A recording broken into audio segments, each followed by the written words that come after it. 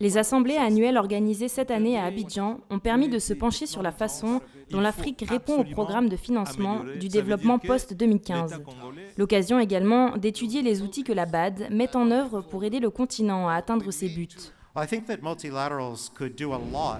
pense que les relations multilatérales peuvent apporter beaucoup aux entreprises du secteur privé simplement en s'impliquant.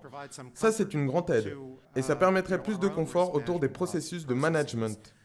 Mais je pense qu'il est inconcevable de simplement dresser une liste de bonnes ou mauvaises entreprises. Au-delà d'un partenariat public-privé inhérent au développement du continent, l'Afrique doit également répondre aux engagements de lutte contre le réchauffement climatique. Ils seront approfondis à Lima en octobre 2015, puis lors de la COP 21 en décembre. Nous devons engager une négociation, mais nous devons aussi être conscients du contexte. Les défis des enjeux mondiaux sont beaucoup trop grands pour simplement les glisser dans une liste de dénominateurs communs, mais devraient être le dénominateur commun. Toutefois, pour les Africains, il est très important que nous ne confondions pas la position que les Africains devraient avoir, comme la position commune africaine pour les négociations, avec l'agenda réel de l'Afrique.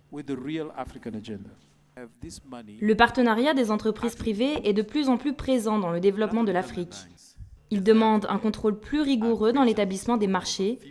Augustin Matata Ponyo, le Premier ministre congolais et spécialiste des finances, est particulièrement attentif à ces questions. C'est qu'il faut absolument que les contrats qui sont signés, que le partenariat qui sont conclus répondent à des conditions rigoureuses de transparence. Le financement du développement de l'Afrique après 2015 nécessitera un éventail de réponses politiques qui dépendront de la capacité de chaque pays à mobiliser les ressources disponibles. La Banque africaine de développement devra aider à la conception et à la mise en œuvre de solutions techniques et financières adaptées aux besoins des pays respectifs.